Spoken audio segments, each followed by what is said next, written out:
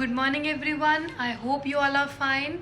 So, yesterday we did the contribution of Jyotirao Phule, and today we'll be doing the contribution of Veerasalingam, Sri Narayan Guru, and Periyar Ramasamy in removing the problems that were being suffered by lower caste people or the downtrodden. So, without any further ado, let's get started. Good morning, everyone. So let's continue with chapter number 10, Caste and Reform. Yesterday we have done the contribution of Jyotirao Phule in removing all the problems that were suffered by lower caste people, that is Shudras and Ati Shudras. And today we'll be doing the contribution of Veerasalingam, Sri Narayan Guru and Periyar Ramasamy in removing the problems that were being suffered by lower caste people. So let's begin with the contribution of Veerasalingam from 1848 to 1990. Kandukuri Veerasalingam was a born fighter. He was a born crusader and his full name was Kandukuri Veerasalingam. He was born on April 16, 1848 in Andhra Pradesh. Kandukuri Veerasalingam was born on April 16, 1848 and he died in year 1919. He opposed meaningless customs and religious beliefs.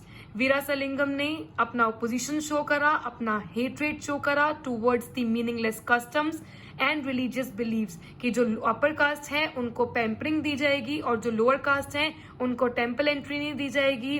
कोई भी function organise होगा तो वो पीछे बैठेंगे और upper caste आगे बैठेगी.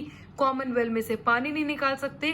तो ये सारे मीनिंगलेस कस्टम्स और रिलीजियस बिलीव्स के against the Veerasalingam.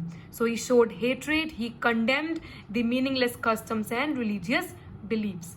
He was a versatile writer. Versatile means an all-rounder, the one who is ready to adapt all the changes. So he was a versatile writer who through his plays and essays in Telugu preached against the caste system. He was a versatile writer और अपनी writings के through इन्होंने plays करे, इन्होंने essays लिखे तेलुगु में क्या show करने के लिए कि जो कास्ट सिस्टम है उसके अगेंस्ट होने के लिए कि जो कास्ट सिस्टम है ये उसको बिल्कुल भी एक्सेप्ट नहीं करते हैं. जो इनइक्वालिटी हमारी सोसाइटी में ये उसके बिल्कुल अगेंस्ट है. He was a supporter of oppressed and downtrodden. Oppressed and downtrodden mean जो लोअर कास्ट पीपल हैं, जो शूद्रास और अति शूद्रास हैं, उनके सपोर्टर्स थे. उनकी इक्वालिटी के लिए इन्होंने फाइट की, उनकी अपलिफ्टमेंट के लिए इन्होंने फाइट किया और उनको सपोर्ट करा. He was to Andhra what Raja Ram Mohan Roy was to Bengal and rest of the India. जैसे राजा राम मोहन रॉय ने विमेन के अपलिफ्टमेंट के लिए बहुत ज्यादा एफर्ट्स दिखाए, एंडेवर दिखाए बंगाल में, वैसे ही आंध्र प्रदेश में वीरासलिंगम ने कास्ट की रिगार्डिंग जो कास्ट सिस्टम है उसको रिमूव करने के लिए, शूद्रास और अति शूद्रास के अपलिफ्टमेंट के लिए बहुत ज्यादा एफर्ट्स शो करे. ठीक है. So this is the contribution of Veeresalingam or Kandukuri Veerasalingam. Now let's move on to the contribution of Sri Narayan Guru, 1854 to 1939. What Jyotiba Phule did in Western India, Sri Narayan Guru did in Kerala. Western India में ज्योतिराव फूले ने जो भी किया caste system को remove करने के लिए और विमेन की एजुकेशन के लिए जो स्पेसिफिकली लोअर कास्ट की हैं, सिमिलरली श्री नारायण गुरु ने केरला में किया. वो fought for the Sri Narayan Guru fought for the emancipation of oppressed sections. Oppressed sections मतलब वही जो lower caste है. Oppressed section of society, especially for ईजावास.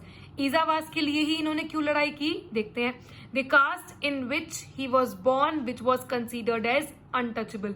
ईजावास उस टाइम पे अनटचेबल माना जाता था by the so called upper caste people. इसीलिए इन्होंने किसके लिए फाइट किया, इमेंसिपेशन की. जो भी सारी प्रॉब्लम्स ईजावास की कास्ट को बिलोंग करता है जो ग्रुप, उनके टूवर्ड्स जो भी सारी प्रॉब्लम्स हो रही हैं, जो भी सारी वो डिसेबिलिटी सफर कर रहे हैं, जो भी सारी सफरिंग सफर कर रहे हैं, वो उनको इमेंसिपेट करने के लिए, उनको रिमूव करने के लिए. ठीक है. क्योंकि इनकी कास्ट क्या थी, ईजावास, और उस टाइम पे ईजावास को अनटचेबल माना जाता था. इसीलिए इन्होंने स्पेशली किस कास्ट पे फोकस करा, ईजावास पे. He acquired deep knowledge of Sanskrit language. He was specialized in Sanskrit language and fought for the upliftment of Ezhavas, क्योंकि उनकी कास्ट थी, उन्होंने सफरिंग सही थी अपर कास्ट की, उनके साथ की सारी प्रॉब्लम्स हो रही थी, इसीलिए उन्होंने किसके अपलिफ्टमेंट के लिए लड़ाई की, अपनी खुद की कास्ट के लिए जो कि एक अनटचेबल मानी जाती थी, that is Ezhavas. He founded Shri Narayana Dharma Paripalana योगम. जैसे सत्यशोधक समाज फाउंड किया गया बाय ज्योतिराव फुले, ऐसे ही इन्होंने भी अपना एक समाज, एक अपना मूवमेंट स्टार्ट करा, Shri Narayana Dharma Paripalana Yogam. He advocated the principle of one man one God and one religion. ये इनका प्रिंसिपल है जो बहुत इंपॉर्टेंट है, आपके वन गॉड में भी आ सकता है कि ये वन मैन वन गॉड और वन रिलीजन का प्रिंसिपल किसने दिया था. And the one who gave that this principle is Shri Narayana Guru. One man one God one religion mean कि एक ही इंसान है, एक ही भगवान है और एक ही रिलीजन है. अगर भगवान सबका एक है तो हम कौन होते हैं रिलीजन के बेसिस पे डिस्क्रिमिनेट करने वाले. ठीक है. So this is the contribution of Shri Narayana Guru. Now let's move on to the contribution of Periyar Ramasamy 1879 to 1973.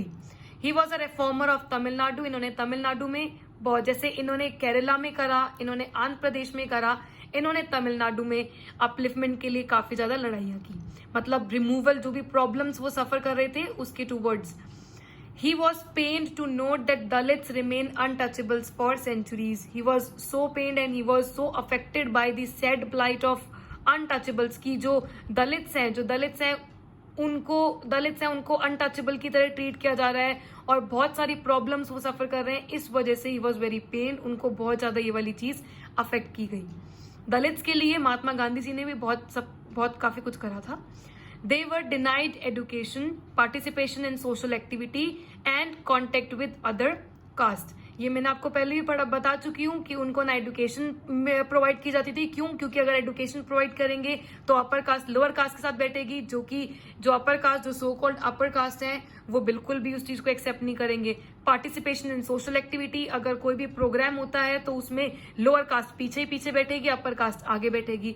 And contact with other caste, ना ही हम कॉन्टेक्ट कर सकते हैं दूसरे कास्ट से. क्यों? क्योंकि अगर हम लोअर कास्ट के और हमने उनको टच भी कर दिया तो वो क्या हो जाएंगे, पॉल्यूट हो जाएंगे. तो ये सारी प्रॉब्लम्स दलित जो थे सफर कर रहे थे. He attempted to take untouchables in temples and was arrested. क्योंकि टेम्पल एंट्री अनटचेबल्स को नहीं दी जाती थी उस टाइम पे, तो he attempted to do so, पर उसका रिजल्ट क्या निकला, he was arrested with his followers. इनको अरेस्ट कर दिया गया इस वजह से. क्यों? क्योंकि इन्होंने अनटचेबल को कहा कि आप टेम्पल एंट्री कर सकते हैं. ठीक है. जबकि उस टाइम पे अनटचेबल्स जो थे वो टेम्पल एंट्री उनको बिल्कुल भी अलाउ नहीं थी. सेटअप एन ऑर्गेनाइजेशन नेम्ड, इन्होंने एक ऑर्गेनाइजेशन स्टार्ट की जिसका नाम था Dravida Kazhagam, which work for the benefits of casteless Hindus, जो लो कास्ट पीपल के बेनिफिट्स के लिए, उनके अपलिफ्टमेंट के लिए वर्क करती थी. He fought for the reservation of low caste people in government job.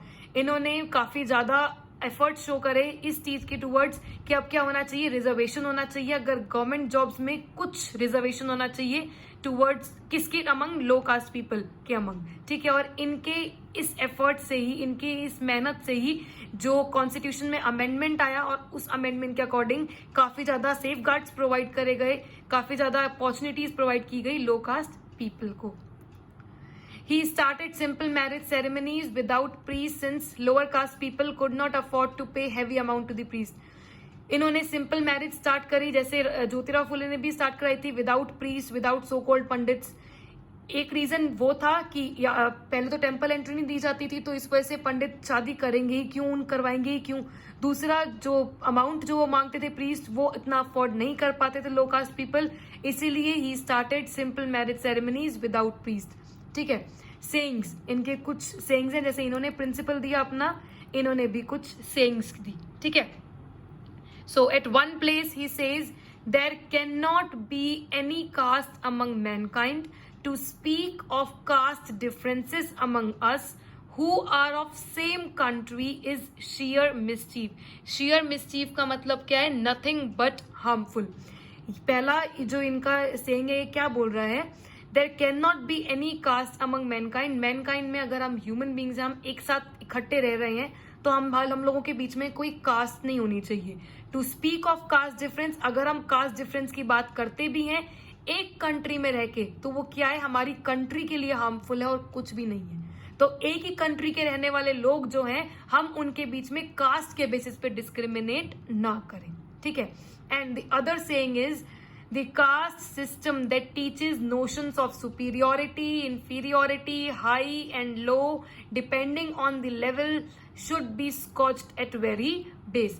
वो कास्ट सिस्टम जो बताता है कि कौन सुपीरियर है, कौन इंफीरियर है, किसका लेवल हाई है, किसका लेवल लो है, वो जो कास्ट सिस्टम है उसको क्या कर देना चाहिए, स्कॉच मतलब उसको एलिमिनेट कर देना चाहिए एट वेरी बेस। वो कास्ट सिस्टम जो हमको ये डिस्क्रिमिनेशन बताता है सुपीरियर इंफीरियर के बीच में, हाई लो के बीच में, उसको खत्म कर देना चाहिए। तो these two are the sayings of Periyar Ramasamy. Now let's move on to the today's class work. Exercise E, today there will be no homework. Exercise E, answer the following question. Question number 3. Who wrote the book Gulamgiri and dedicated it to the American movement to free slaves? Why did he do so?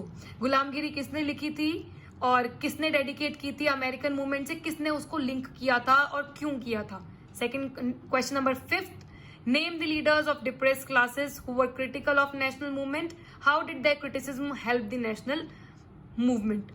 वो leaders बताइए जो कि national movement के against थे, वो leaders बताइए जो कि नेशनल मूवमेंट के टुवर्ड्स नेशनल मूवमेंट को क्रिटिसाइज करते थे और उन्होंने ऐसा क्यों करा।